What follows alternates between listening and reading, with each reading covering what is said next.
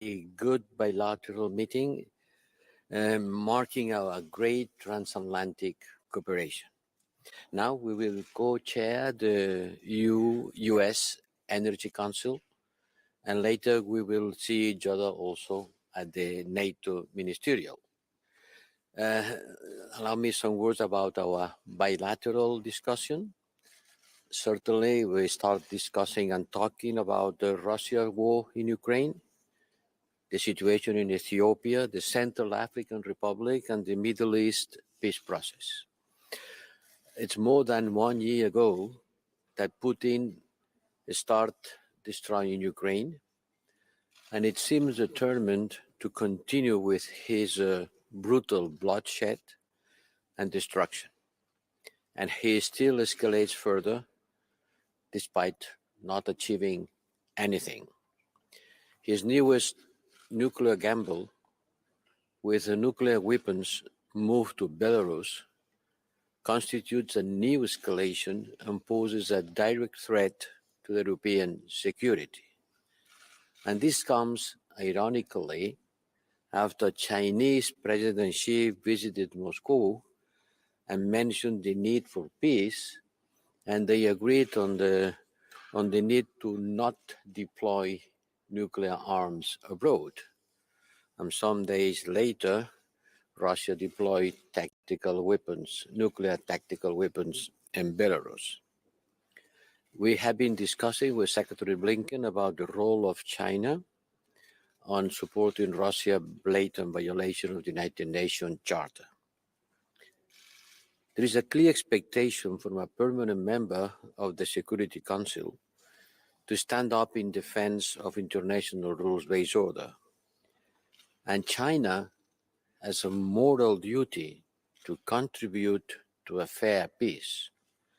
They cannot be siding with the aggressor. They cannot be militarily supporting the aggression. This is our message to China from today's meeting and from all the European Union's visits going to Beijing. Today, President von der Leyen will be in Beijing with French President Macron. Spanish Prime Minister Sanchez was there last week, and I will travel next week too. So as you see, a lot of Europeans going to China. But we have been clear with China that its position on Russia's atrocities and war crimes will determine the quality of our relations with Beijing.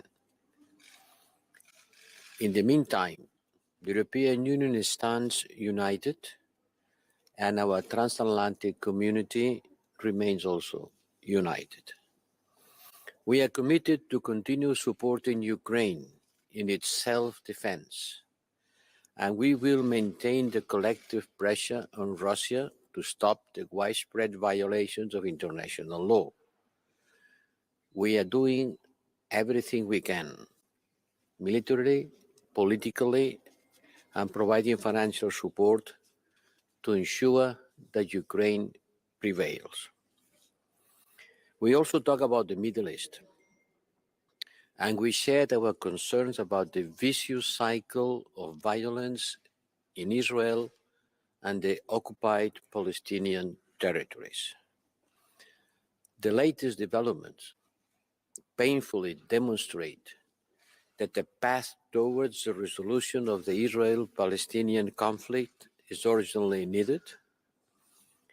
I appreciated the recent U.S. mediation efforts in Aqaba and Sharm el-Sheikh, and I also shared with you, Secretary Blinken, about my efforts together with partners in the Arab world to try to revive peace efforts by building on the Arab Peace Initiative and adding European peace contribution to it.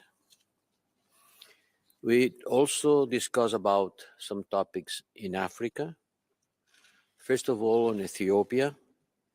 This was a major crisis, and now, fortunately, things start to move towards solving it. That's one of the rare good news that we have in the world. And to sustain the current progress, it is important that the EU and US continue working hand in hand. The message to both the government of Ethiopia and the Tigrayans is to make them understand that we are watching the settling of the conflict and will only normalize our relations in a gradual way, step by step. On Central African Republic, we exchange views on the ongoing international efforts, including our own efforts, to help to stabilize the country so that they don't have to rely on the Wagner mercenaries. You know that the Wagner mercenaries, this destructive group, has had a negative impact on each country where they are present, be in Central African Republic and others in the Sahelian area, contributing only to further destabilization and impacting negatively in the entire region.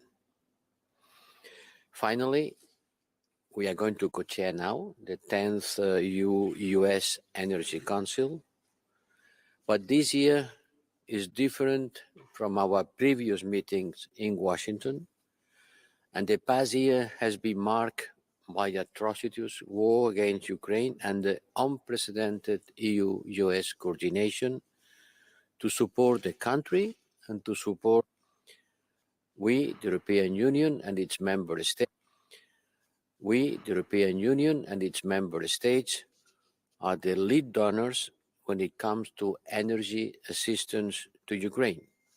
We have been able to get rid of the Russian dependency on gas, and we will discuss today about how to accelerate the green energy transition, reducing methane emissions, and launching a new global energy efficiency initiative. That's also is a good news. Thank you, Secretary General.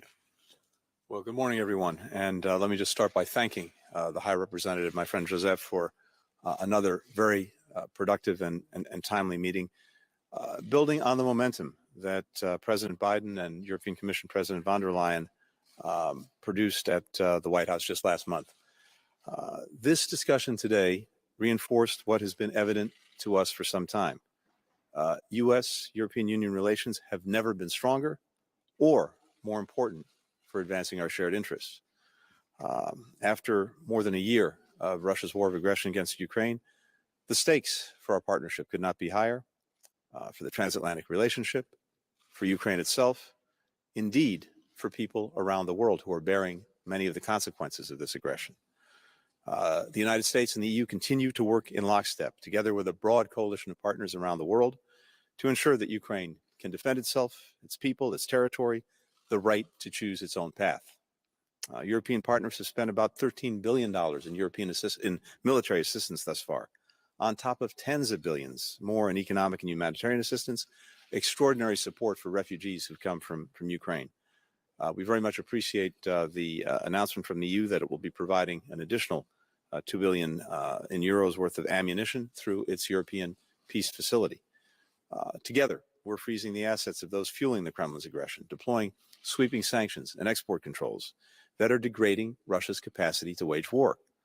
The Kremlin's finances have been squeezed to devastating effect, forcing it to choose between pouring money into the war or providing for its own citizens. As one Russian billionaire starkly said of Russia's future, there will be no money next year. The United States and the European Union are further working together to defend the energy and food security of millions of people around the world who've been affected by President Putin's war in Ukraine, to press for accountability for Russian atrocities, and to support meaningful diplomatic efforts that can achieve a just and durable peace. Josep and I also discussed the United States and Europe's unprecedented cooperation on energy security. Indeed, we'll take that up in more detail in a few minutes. We share a commitment to preventing a climate catastrophe, accelerating the global clean energy transition, building resilient, secure, and diversified supply chains for renewable energy, and doing it in a way that creates good-paying jobs and lowers costs for people on both sides of the Atlantic.